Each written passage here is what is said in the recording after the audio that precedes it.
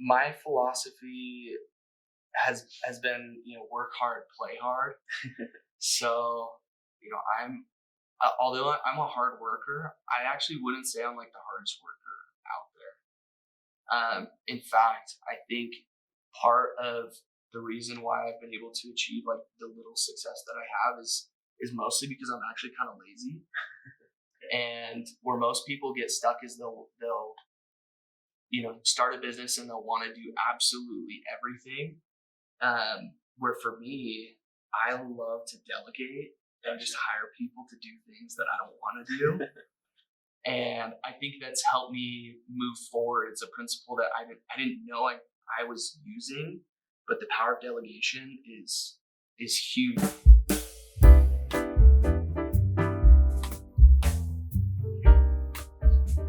I'm excited. All right. Let me just start the timer so I don't get. Yeah, time flies when you're on camera. Yeah, it's true. It's crazy. Cool. So yeah, welcome to the podcast, Max Oliver. Yeah. So we met just in the congregation at church. And this is fun because I don't know you super well. So this will be like a genuine like getting to know you, like understanding you better. Yeah. But yeah, thank you so much for coming on the podcast today. Dude, of course. I gotta support the media production. Yeah. So cool. So I just want to get started. Just getting to know you. If you could just kind of introduce yourself, who you are, where you grew up, just things along those lines. Yeah. So I grew up in Orem, Utah, born and raised. Cool. I've been passionate about sports, goal setting, fitness, and anything fitness, and just since I was little. And I grew up swimming mostly. Cool. So that was a huge part of my life, swimming mornings and evenings. Wow. On the club team and the school team. Very competitive swimmer, and my goal is to like go to the Olympics. I wanted to be the next Michael Phelps. That's sweet. So I was training really hard, competing well, and then I got burnt out with that, and I got into music, and I took piano lessons, and I kind of like formed a band with my friends. Oh, nice. And so I moved from wanting to be an Olympian at like age 14 to like shifting and wanting to be a rock star. And so that was a fun shift. And so we played like weddings and events. So I had a big passion for music. Just while I was going through high school, met my wife in high school, and then we started I met my wife in junior high, but we started dating in high school. We both went to the same junior high and high school. Gotcha. Both grew up born and raised in Orem. And senior year in high school, we started dating. We went on our missions, and then came back. We moved to Hawaii. Really? We both got marketing jobs in Hawaii, and then things started to take off with social media. We started a little business, moved back here. We've been married for about 2.5 years now, and about to have our first kid. Yeah, that's awesome. Congratulations. That's timeline from A to Z. Yeah, that's awesome. And where did you both serve your missions? So I served in Canada, okay. Calgary, Canada mission, and my wife served in San Bernardino. That's super cool. Yeah. And are you guys then working together for the same company that you founded? Yeah, so my wife doesn't work so much with us anymore. Okay. She has a video production company that just does weddings. Gotcha. So she films and produces wedding videos, wedding films for people, and she helps out here and there on the marketing side. But we mostly focus on helping businesses and influencers with businesses grow their audiences. Yeah, that's super cool, and that's a great leeway. I wanted to read the bio you provided for me. Yeah. Which kind of talks a little more about your professional life. So I'll just like read it real quick. Yeah. So it says Max Oliver is an experienced digital marketer and creative professional with a successful track record in live events marketing, content creation, social media management. He is also the founder and owner of the 3 Second Media Company, which is responsible for over 250 million views over several platforms including Instagram, TikTok, and YouTube over the last 2 years. Max is soon to be a father and is a faithful follower of Christ. He is passionate about building meaningful relationships, fitness, business, and achieving big goals. And I kind of want to start there with the 3 Second Media Company. Yeah. So that's like a significant achievement. Like that's awesome. Can you walk us through kind of how that company came to be and kind of just like the idea behind it initially? Yeah, for sure. So I am a second generation digital marketer. Okay. So my dad owns a marketing agency and they focus on just marketing for live events. So I got to work with him when it was just me, him, and his partner, and then one other person. So it was just us 4. Okay. I got to work with them for about a year and a half, almost 2 years, and watch that grow to a team of 20 to 30 people. So that was really fun. I got to learn a ton from them. In the meantime, I was working in Hawaii. I was working with them, but I lived in Hawaii remotely. Gotcha. Yeah, one of their clients lived out there, so that's why I went to Hawaii. And we were specifically focused on helping him grow his social media audience. During that same time was when TikTok was starting to take off, and you could really just post anything and it would blow up. Way back, I think it was like 2021. And then my wife was like, well, we're starting to grow this guy's audience. Why don't we just start to do our own little thing? So we would have these competitions every Sunday. We'd make a post, and whoever got the most views wins. Nice. And it was just kind of this little game we would play. And one time she made a video, and it got like 2 million views. It was like the 5th video she posted. And we're like, whoa, this is crazy. So we kept posting, and we're getting in the millions of views on these videos. And businesses started to reach out to us to work with us. And they don't know how to do social media content creation. And we know how to do it. And we're like, okay, this could turn into a little bit of a business. We moved back to Utah, where a lot of those opportunities were, and kind of started that company. So that's how it kind of started. It was just me and my wife, and then we grew to the point where we can't really take it all on ourselves. So now we've got about 12 full-time employees, a few part-time employees, and we manage about 20 different social media accounts for businesses. Most of them in Utah, but some of them are all over the country. That's super cool. And these live marketing events, like what exactly does that look like when you're working with your dad? Yeah. So what these events were, a lot of them were seminars teaching people about financial education. So real estate investing, crypto investing, trading on the stock market, lots of different ways to make money.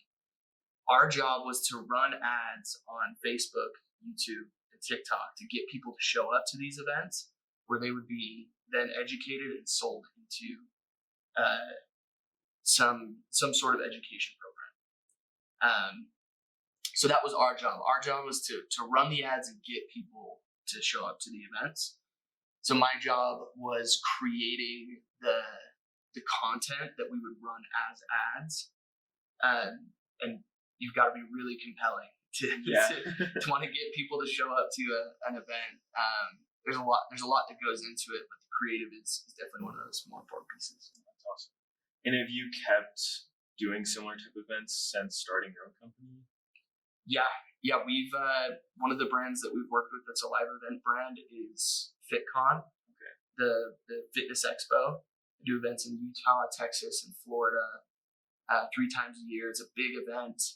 This last year, we helped get 10,000 people to show up to that event. So yeah, I love live event marketing. There's a lot of moving pieces to get people to show up. There's the creative that they see on the ad, and then the email follow-up sequence to get them to show up. Yeah. the text message follow-up sequence, making sure that it's really compelling to get people to show up. If they're going to buy a ticket, they're normally going to show up. But a lot of the events that we're promoting are actually free events. That's super cool. So the money would be made on the back end. But yeah. That's awesome. And what I think is awesome is like you were able to learn from your dad, just working with him, kind of see his growth. And then as you're working for him, like slowly apply that to just like a fun side project until it turned into something that was like profitable and like there was real momentum with it. Yeah. And I feel like that's something that's just like super like, I don't know. You see so much stuff on social media. It's like, I got to 1 million followers in like 3 months. And like that happens, but like it's sometimes less realistic. Like just to see someone that's like consistently going at something, like starting as a side project, making it their main thing, I think that's like really sick. Thank you. Yeah. Did you always know you wanted to do something in kind of the marketing advertising field growing up with your dad in that profession, or how did that work out for you? I actually didn't really know what my dad did really like when I was younger growing up. Gotcha. My dad would try to explain it, but I just never really understood what marketing was. But as I told you, I got really into music in high school. Mm-hmm. And I think my love for music turned into my love for creating stuff, creating content. I loved to write music, produce music, and that all turned into like video production and script writing and just copywriting in general. So I don't think I always wanted to go into marketing, but when I got back from my mission and I knew I was going to get married, I was like, I got to make money somehow. I'm probably not going to make money being a rock star. So I should probably do something in the creative space where I can scratch that creative itch and make some money. That's really cool. So, in sense, kind of making that decision to kind of go all in on, that marketing advertising field, what would you say has been like either one of your favorite projects that you've worked on or just like aspects of your job? Like what is it about it that just brings kind of that excitement and joy? Yeah. There's a lot of things. I love video production. I love making a video look really, really, really good with the lighting and the audio, all of the elements that make up a really engaging video. So even just the creative process is really fun for me. But I think my favorite part is watching the analytics on something, watching something blow up. Like that's cool. Every single day, it's a little bit of an addiction. But I go through to all of my clients' accounts and like check how their posts are doing. Mm-hmm. And when my clients start to see like tons of success on video views, and that obviously turns into customers. Mm-hmm. That's like my favorite thing to see. I get the text from like, "Hey, this video's blowing up. Like, thank you guys so much." That's always really fun to know that even as a 22-year-old, like I can provide value in today's day and age. Yeah. So kind of a mixed answer there, but everything about the job I love. That's super cool.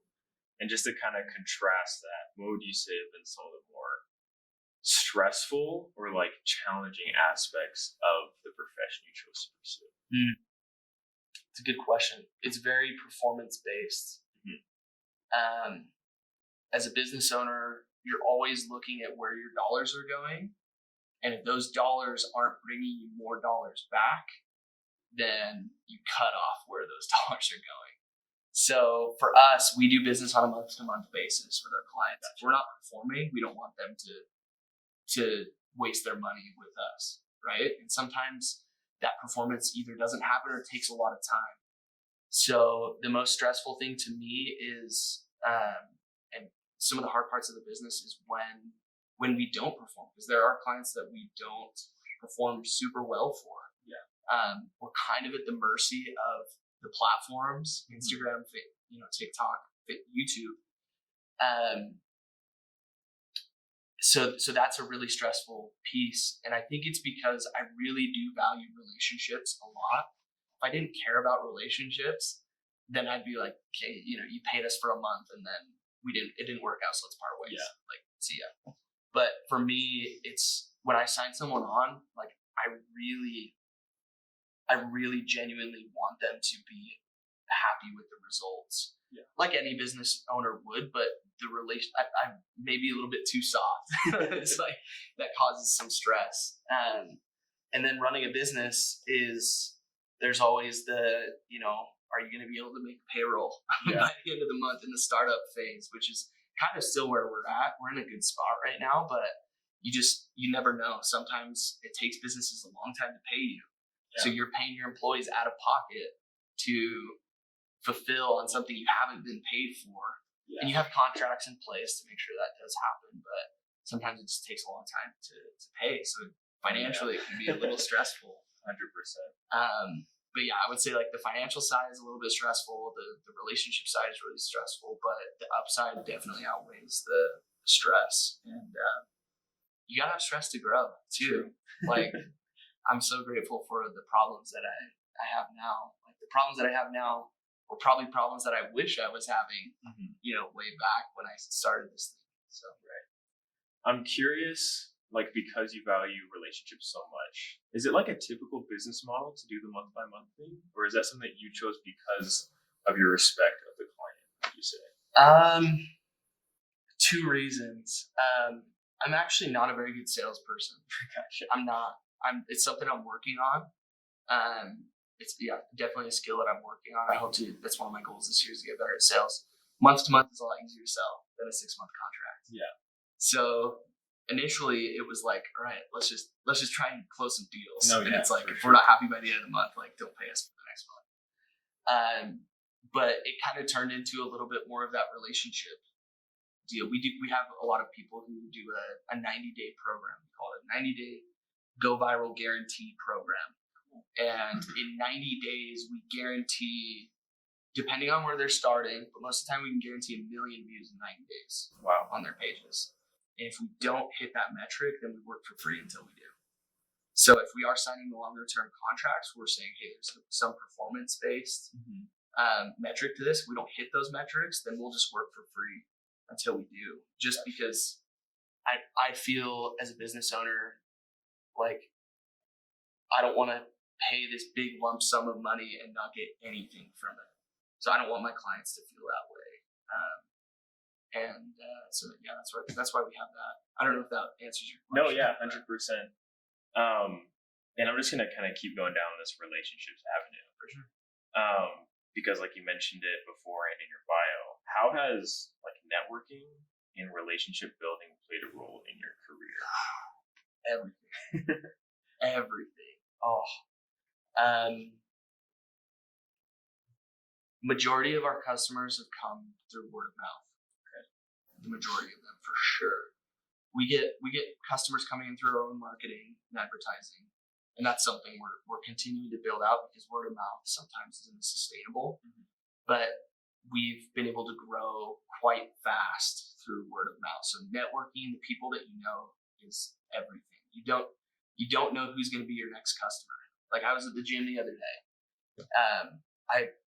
I go to this gym in American Fork. It's a little bit more of an expensive gym, but I knew for a fact that business owners go to that gym.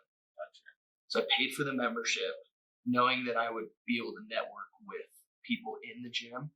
I also wanted to sign the gym as a client because I saw their marketing and I was like, they can improve. So I'm working with him, but I saw this guy filming content at the gym. This gym specifically allows you to bring a camera in and film some content. So I talked to this guy. Turns out he's a former NFL player. And now he's starting to build a fitness app. So we got talking and I was like, dude, let's go out to lunch tomorrow. So we went out to lunch and then closed him as a client the next day. So networking and just like talking with everyone is huge. Like you never know who's going to be your next client or who's going to refer you to the next person. So I kind of have this rule, like if I have that feeling in my gut, like I need to talk to someone, I just do it. That's really cool. And I feel like that kind of answers my next question, which would be like, what advice would you have for me, like a student in college hoping to apply to an advertising program and slowly dip my toes into this advertising world? It's kind of just meet people, talk to people, like don't factor anyone out just because you don't think initially that they would be the type of person that you would want to expect to be in that world. yeah, you never know. You never know who you're gonna bump into and who's gonna. You actually you never know how much money people make either, and you don't know what kind of problems they have. If you have that solution and they've got the money, then you're a perfect fit for each other, right? Like my dad the other day got a referral from he owns an agency. He got a referral from a law firm in Texas. He's like, yeah, we don't really work with law firms. It's probably some small boutique law firm. Turns out they're doing $10 million a year, and they want to jump up to 50.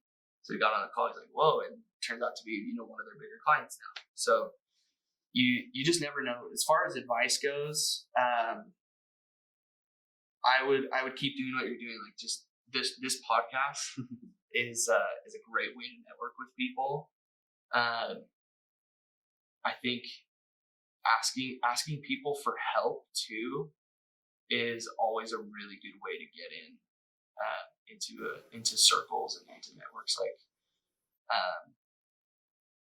I've got one of my clients is also my mentor. He's also my business mentor. He runs a 9-figure solar company. Wow. And I just saw something on his story where he was talking about his goals. I was like, dude, let's chat. We got talking. He figured out what I was doing. He's like, you know what, I want to hire you. And I was like, well, sweet, I'll give you this discount if you mentor me.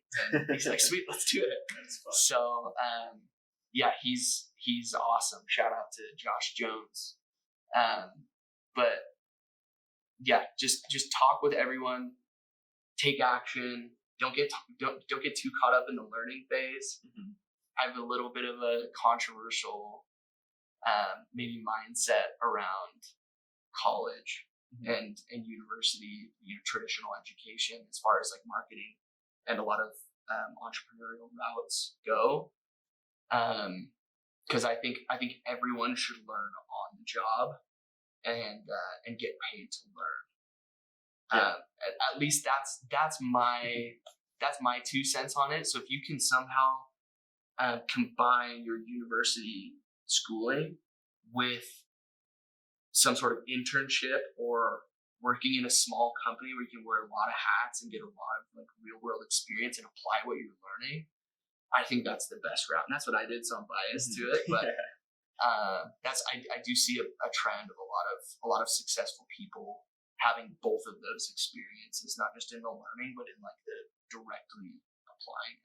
No, yeah, 100%. And like I completely agree with what you're saying. I think the stuff that I have learned in terms of advertising, at least like the technicalities of stuff and design principles, stuff like that, majority of that has come from YouTube. It's come from just messing around the Adobe suite. Yeah. The value that I see in attending college, I came here not knowing what I wanted to major in, and I've luckily found my way to advertising, and I feel like this is kind of the path that I'm needing to go down. What BYU provides, at least for me, is just connections. Totally. There's so many people here that are going to be successful. 100%. And the professors, my friends, people I just meet on campus. If I can somehow manage to, get an internship, go through college, work on these side projects, and find a healthy balance of all of that, that's kind of the route I'm hoping to go. 100%. But I completely agree. Like I think the things that you learn on the job is priceless. Like that's where you really become like the professional, the expert that you can be. Totally.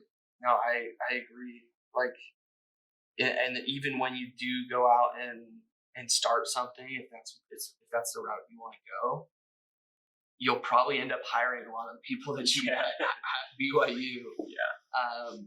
Half of my employees are people that I grew up with and know.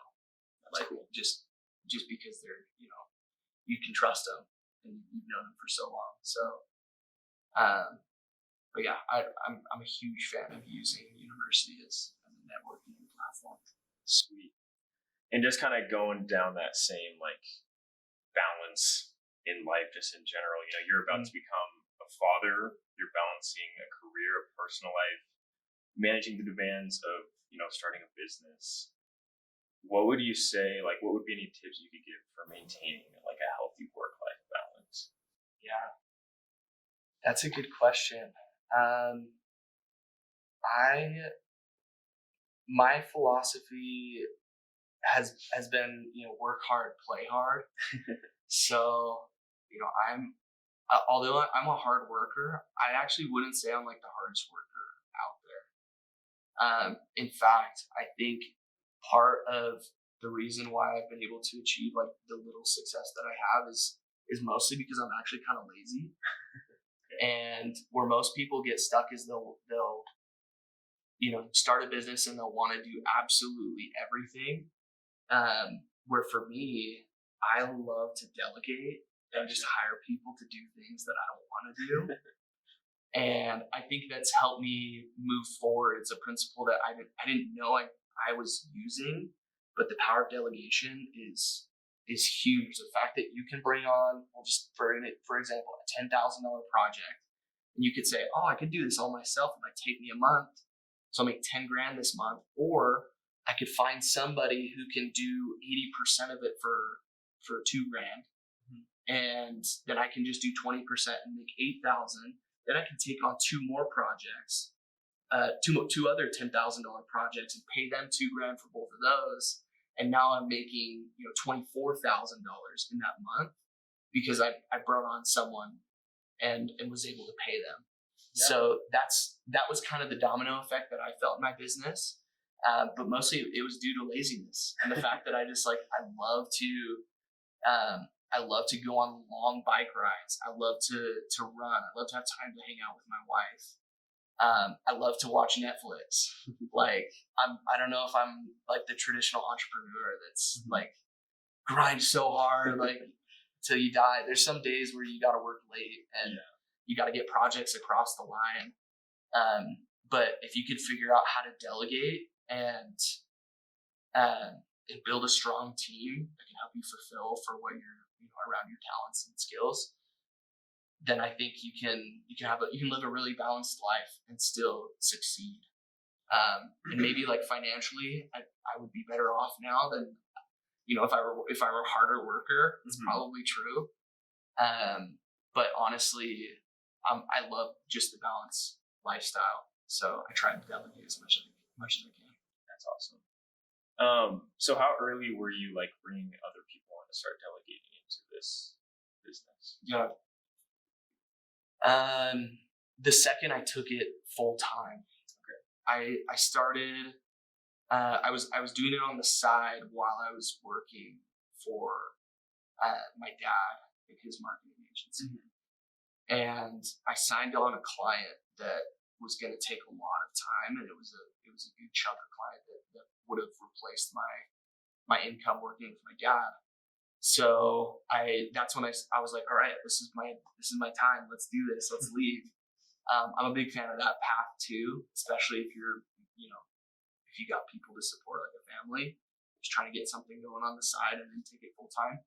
But the second I took it full time is when I was like, okay, I don't have a job now. I'm kind of in control of my time. How do I want to live my life? And I had a good amount of income coming in, not very many expenses in my life, living super cheap, and then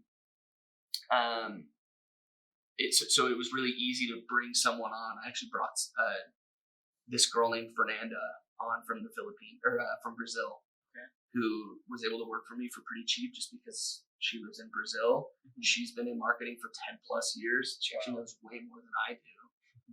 But just because she's in Brazil, I could pay her cheap. She's been with me the rest of the time, and she's basically my assistant. Anything that anything that I really don't want to do that she's good at, she'll get it done 10 times faster than I can. So the second I took it full time, I called her up and brought her on. Have you ever had difficulty trying to bring your ideas to life working with other people? I feel for me at least, I have an idea in my head, and trying to convey that verbally, it'd be 2 completely different things than what's in my head or what this other person is making. Yeah, that's a really good question. Okay, I'm gonna recommend a book. Okay. It's called How Leadership Actually Works. Okay, I'm gonna write it down. It's by Larry Yach.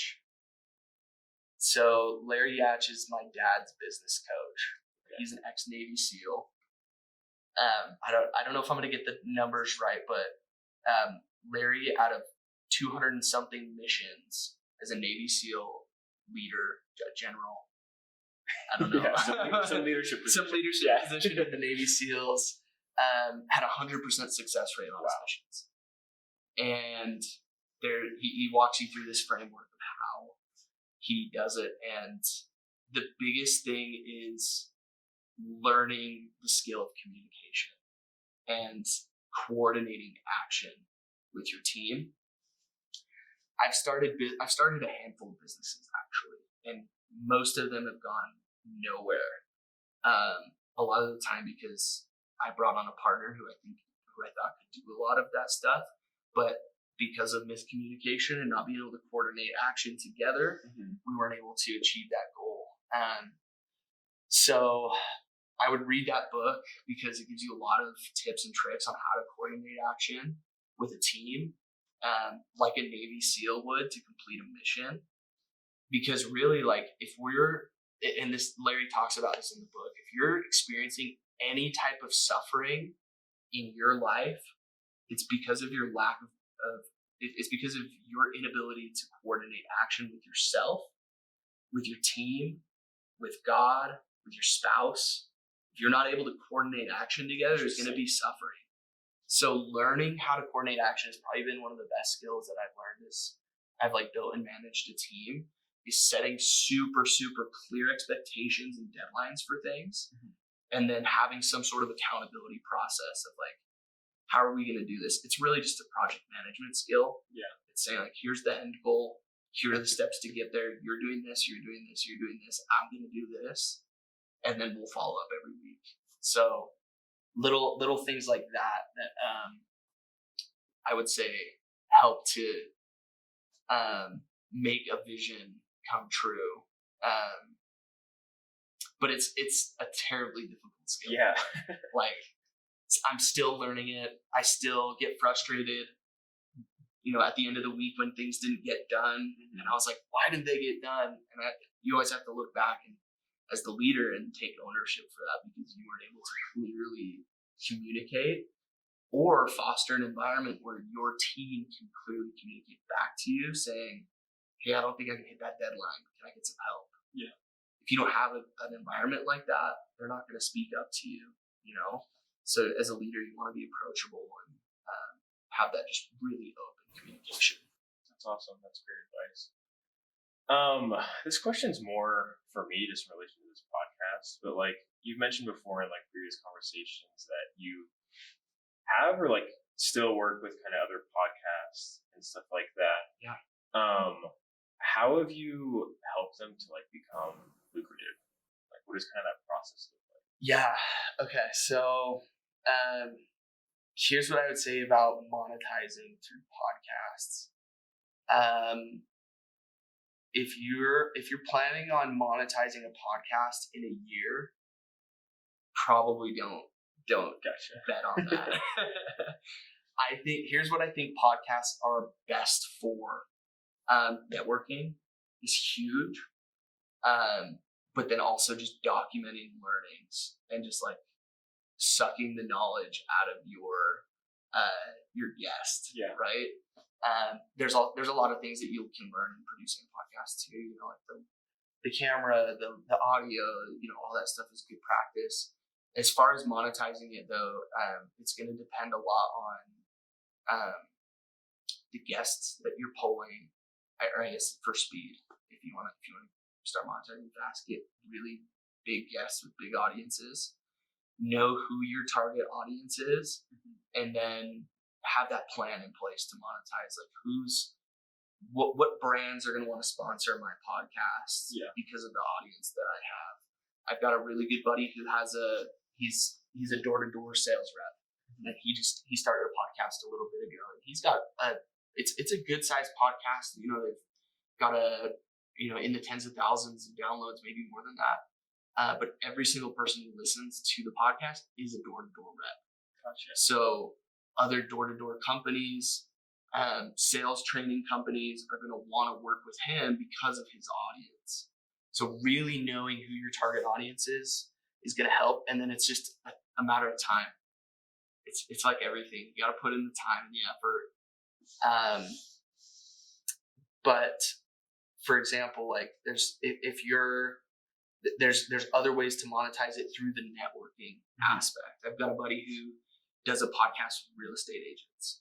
He makes his money connecting with real estate agents. Okay. So when he goes on the podcast with the real estate agent, he sends the episode to them with clips that they can post on their social media channel, getting him access to their network. Yeah. Getting promotion on their platform because they're going to want to post it too, right? So there's a lot of ways to monetize outside of like brand sponsoring, Gotcha. which is going to be a lot faster way to like, turn $1 onto your podcast. So that's what I would say. Short form content creation is a lot faster to monetize. And I love producing podcasts because we can just clip out tons of chunks from the podcast and use it for promotion on the short form platforms. In short form, you're talking about like YouTube Shorts, you're talking about just posting on Instagram, stuff like that, just kind of 30-second clips. You're just, gotcha. Yeah. That's super cool. Because that's kind of how I view this thing is like, it's just fun. Like I'm learning how to use the Adobe Suite, and I'm meeting cool people and like having like meaningful conversations and like networking and like, it's just enjoyable. Like I like doing it. So like, it's just a fun side thing for me to do as long as I have like the time to be doing it. So that's kind of my approach, but it is like really insightful just to know like how do these things actually become eventually like bring in money and lucrative. So that's good advice. And I think one of the faster ways to monetize something like this, where you're building an audience and is to just have your own business to back it, to sponsor it and to get the word out for your own business. That happens to be the case with the podcasts that we work with. Is normally they've got a business to back it up, and they just want to provide value on the podcast to their potential customers. So one day they'll come back and buy. And in terms of them getting the word out, are you referring more to like word of mouth or like funding advertisements or like what kind of maybe all of them? But what are you kind of referring to? Getting the word out for the podcast, or for the podcast. So like how you're talking about getting guests on the podcast? Or? Yeah, well, just like getting the word out for the podcast, so like the business is like kind of funding that or helping that. I don't know, does that make sense what I'm trying to ask? I think so. What why would a business sponsor a podcast like this? Is that what you're saying? Or in what ways are they helping to get the word out? If that makes sense. Okay. Yeah. Sorry, that's unclear. No, I think that makes sense. So like a business would sponsor your podcast, and for example, if let's say you've got 10,000 people that are going to listen to an episode, and you talk about their product on in the intro to your podcast, or that might be the center of conversation, and your podcast is about this particular business or this product, and then they've got 10,000 like very active listeners. That's a really good route of promotion for the business. So that's one way to monetize, and then they can also just sponsor the podcast and just we'll pay for the production of it or whatever it is. If you just mention our name in the beginning of the podcast. Yeah, that answered the question. Yeah, 100%. Okay. Thank you. Yeah. So yeah, we're kind of nearing the end of this episode. Something I like to do at the end is just kind of give you an opportunity to just share, an insight. It can be related to our conversation today. Just kind of give you an opportunity to share something that you feel is important or beneficial. Yeah, that's a good question. Sorry to put you on the spot. No, that's okay.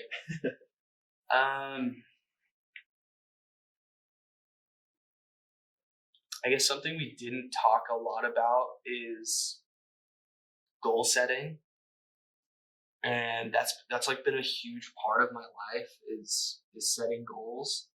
And one of the things that I really love to do is just watching those goals happen.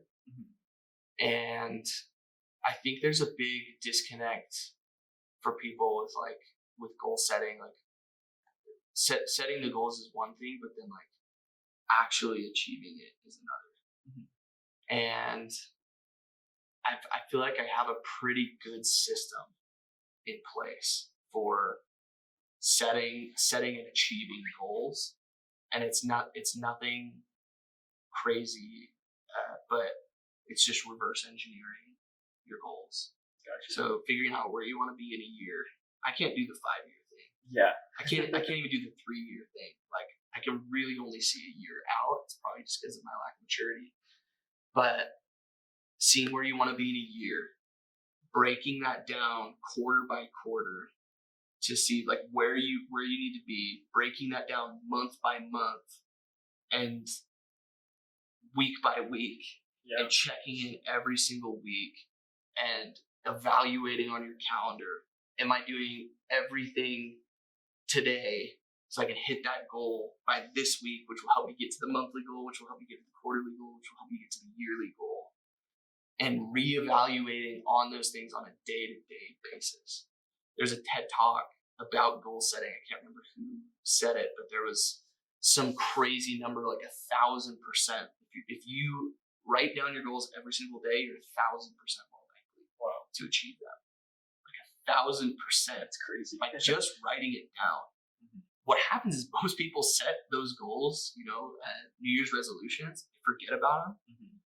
If you write it down every single day and you just go into your day with that frame of mind that everything I do today is going to be centered around achieving that goal, then it makes it really hard to not hit the goal. Yeah.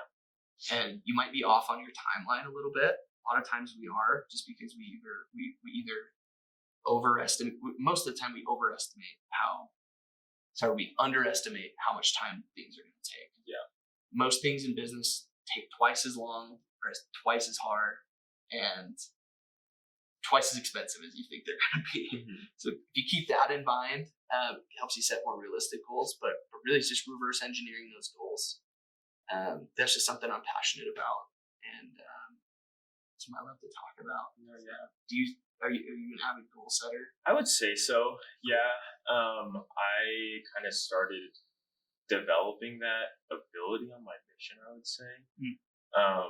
And I was an FSY counselor this last summer, and we kind of taught basics of goal setting to like the youth of the church. Yeah. And that was just a great reminder for me of like, goal setting doesn't need to be something crazy or intricate.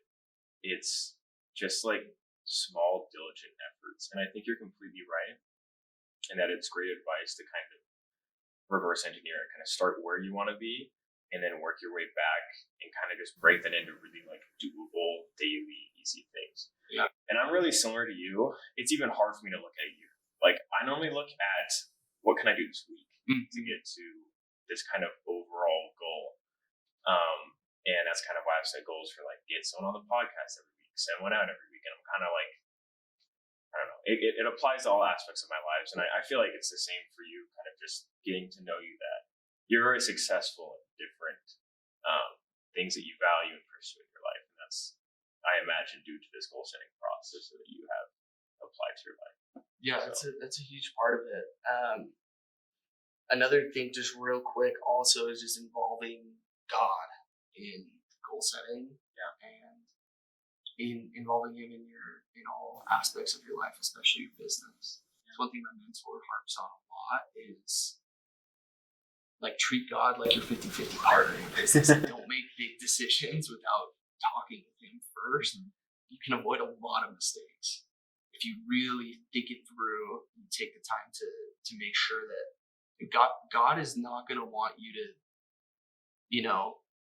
take a deal that's going to inhibit you from magnifying your calling in church, right? Or spend time with your wife.